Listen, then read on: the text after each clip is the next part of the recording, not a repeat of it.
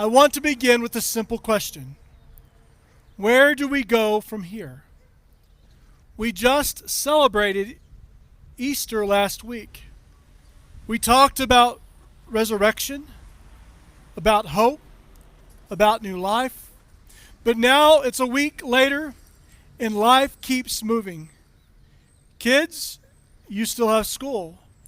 Adults, you still have work, responsibilities, worries, bills to pay. And maybe some of the same questions you had in your life before Easter are still here. So what difference does Easter make on a regular day like today? We just read a story in Luke's gospel about two people asking the same questions. They had followed Jesus. They believed in him. They thought he was going to change everything. Then he was crucified. And instead of moving forward, they started walking home, back to a village called Emmaus, back to what they knew, back to life before hope. And I think we understand that. Because when life doesn't turn out the way we hoped, sometimes we can't move forward even in faith. Sometimes we go back. As the two disciples are walking, a stranger joins them. Luke tells us it's Jesus, but they cannot recognize him. And Jesus asks them a simple question. What are you talking about? And they tell him everything. Their disappointment, their confusion, their grief. And I love this. Jesus doesn't rush them. He doesn't correct them right away. He walks with them. He listens. Now think about this. How do you walk with Jesus and not know it's him? Sometimes we can't see clearly because life didn't go the way we expected. They thought the story would end differently. Sometimes we can't see clearly because we're hurting. Grief has a way of clouding everything.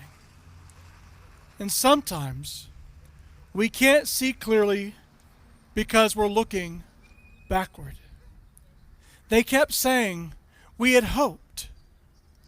Past tense. And maybe there are moments in our lives when God is closer than we think, and we don't even realize it.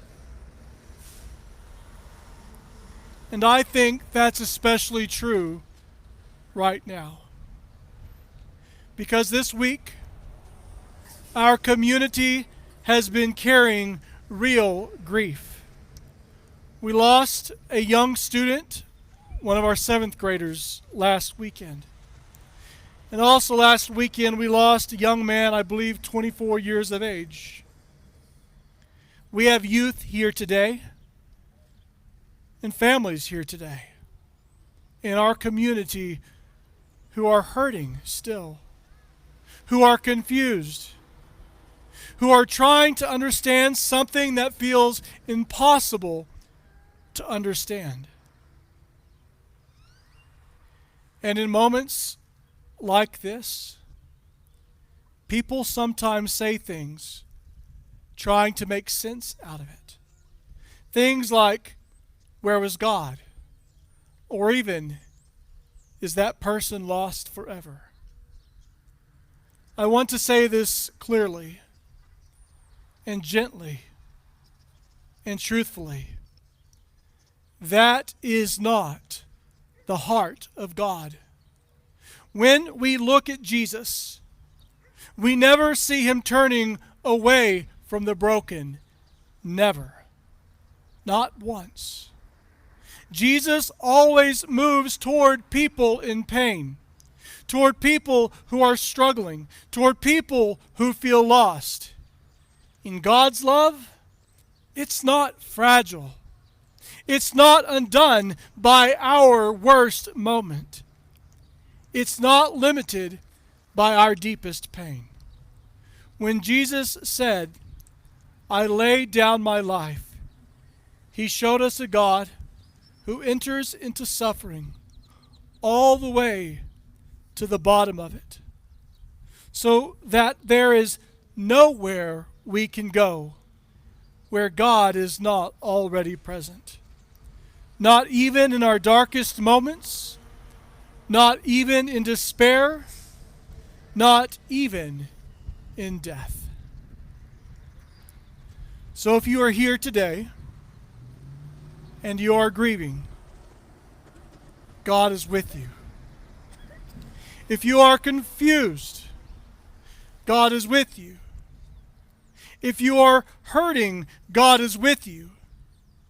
Just like on the road to Emmaus, God is walking beside you even now. I want to say something especially to our youth here today. If you've ever felt really sad or overwhelmed, or like you don't know what to do with what you're feeling, you are not alone. Your life matters. And there are people here who want to walk with you. You don't have to carry that by yourself.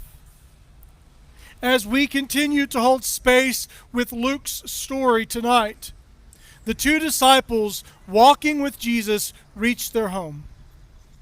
Jesus starts to walk on, but they invite him to stay and eat. They sit down at the table, and Jesus takes bread, he blesses it, he breaks it and gives it to them.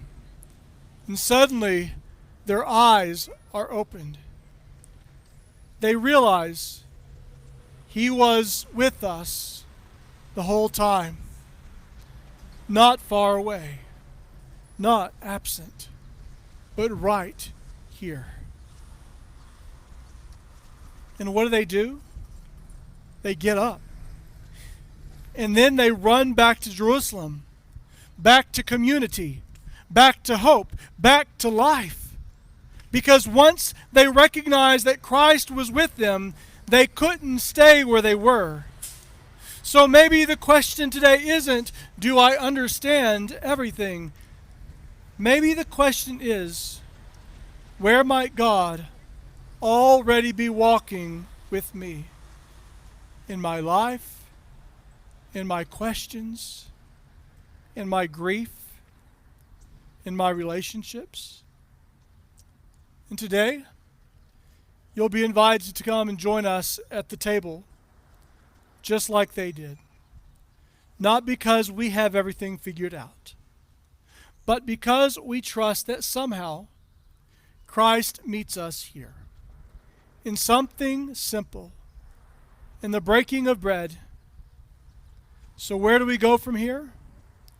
Maybe the answer is not a place. Maybe the answer is this. We keep walking.